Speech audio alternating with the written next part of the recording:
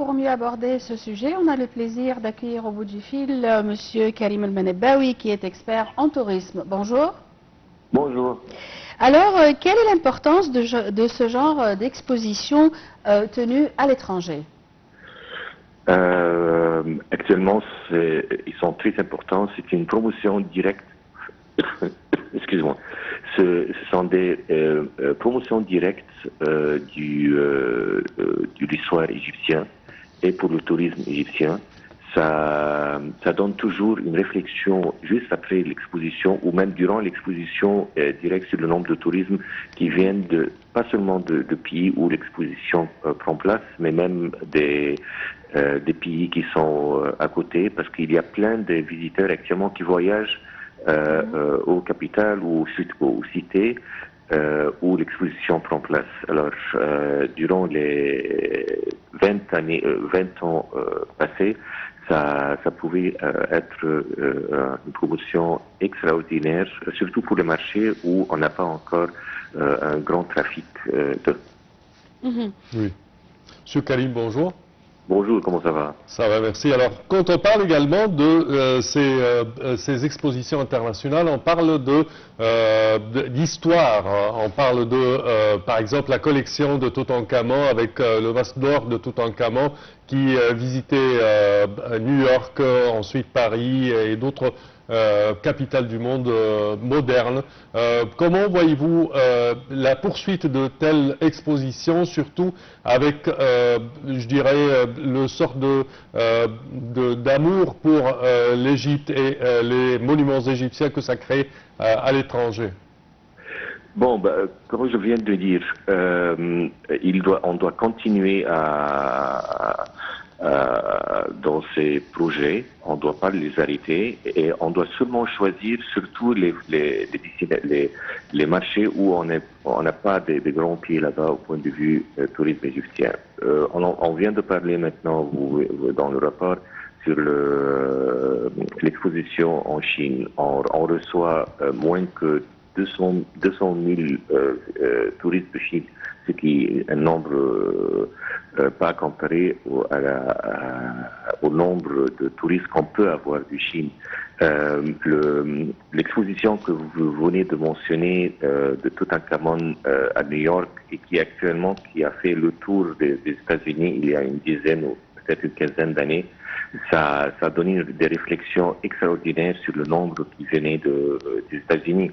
Oui. Alors, ça doit continuer et ça doit être un peu plus même stratégique, comme j'ai dit, sur des marchés où on veut augmenter le nombre de leurs touristes. Oui. C'est une promotion, à mon avis, hors du tourisme, c'est une promotion générale de l'Égypte. Ça donne un goût différent et ça augmente comment dis-je, ça augmente l'attraction, je dirais. Le nom de l'Égypte. Et je vous dis, moi j'ai l'expérience que ça ne donne pas seulement dans le pays où l'exposition prend place, mais même dans l'entourage, dans les pays qui entourent. Il y a plein de gens. Je viens d'assister il y a un an dans l'exposition de Ramsès II qui prenait place à Paris. J'ai même fait un événement, grand événement dans une séance privée, une visite privée pour les agences de voyage. Ça a été extraordinaire. Je ne peux pas vous dire comment ça a été la réflexion et le nombre de demandes que l'Égypte avait eues, surtout sur le marché incentive, conférences, ainsi de suite, qui est actuellement que ces gens se représentaient. Ça a immédiatement un boom de la France sur un segment qu'on a complètement raté de la France, pas le segment loisir, mais le segment incentive et conférence. Alors, c'est une promotion directe, extraordinaire qu'on doit continuer. Si on met de côté le public français, parce que on sait que les Français, ils ont un amour, ils sont fascinés toujours par l'égyptologie. Mais est-ce que ce genre d'exposition incite vraiment les touristes à visiter l'Égypte, ou bien les gens se contentent de visiter ce genre d'exposition dans leur pays? Non, non, pas du tout. Parce que tout ce que vous allez présenter, c'est même pas 1% de ce que l'Égypte, Oui, bien sûr. ce qu'ils peuvent actuellement visiter en Égypte. C'est une, comment on dit, un teaser, comme on dit en anglais. C'est seulement pour leur dire, voilà, c'est quelque chose une des choses que vous pouvez visiter. Toutankhamon, ça a été décidé, par exemple, que le trésor réel de Toutankhamon ne sera jamais exposé à l'extérieur. Ça va rester toujours dans le grand musée égyptien qui va être inauguré le 3 juillet. Et le trésor réel de Toutankhamon ne va jamais bouger de là-bas. Alors, seulement le réplica 1 qui fera le tour. Alors, si les gens veulent voir le réel, alors ils doivent venir le voir chez nous. Oui, visiter l'Égypte, voir le réel, ainsi de suite.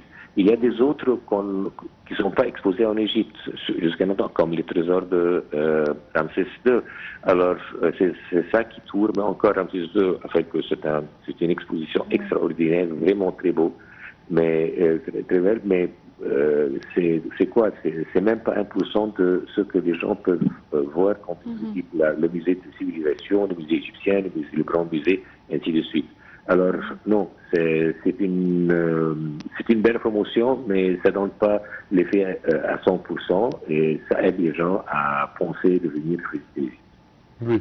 Est-ce qu'on peut s'attendre à ce que le nombre de touristes chinois augmente les prochaines saisons, surtout avec, vous avez mentionné que le nombre de visiteurs était limité à 200 000 par an, mais pendant 6 mois, l'exposition à Shanghai, le sommet de la pyramide de la civilisation de l'Égypte ancienne, a reçu plus de 2 millions, je m'excuse, 2 millions de visiteurs pendant 6 mois. Est-ce qu'on peut s'attendre à une hausse de... Oui, allez-y.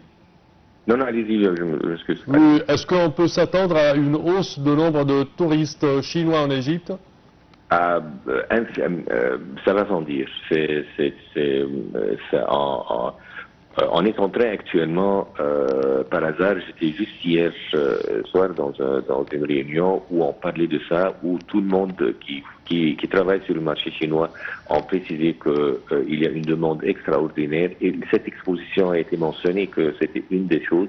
Alors même si on dit que 2 millions ont visité l'exposition, mais vous ne pouvez pas imaginer le média, qu'est-ce que le média est en train de faire maintenant pour les gens qui sont trop loin de l'exposition, ils ne peuvent pas venir le visiter. Alors, pas seulement les gens qui visitaient, mais même l'entourage total de la Chine en parle.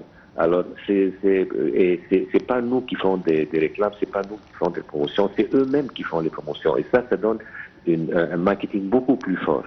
Il y a une très grande différence que vous faites un pub que vous payez et que les gens vous font le pub et les gens qui se foutent.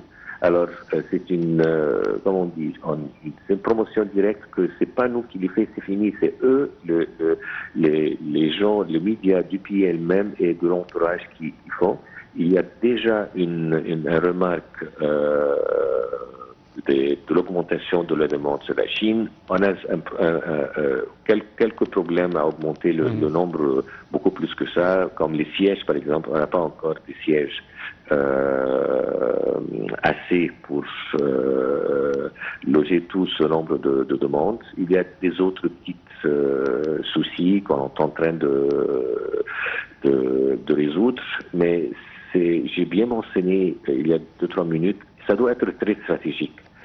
Et actuellement, c'est nous, on doit résoudre quelques problèmes. Et quand on fait une mission pareille, on doit savoir qu'on aura des demandes, l'augmentation de demandes qui viendra, et on doit être prêt. C'est que maintenant, on a des demandes, mais on n'a pas les sièges pour loger tout le monde qui veut venir visiter. Alors ça doit être bien étudié pour pouvoir récupérer tout le plus que ces expositions font faire. Parfait, Monsieur Kalim Menabbaoui, vous êtes expert en tourisme, merci à vous. Je répète que vous êtes expert en tourisme et guide touristique, merci à vous.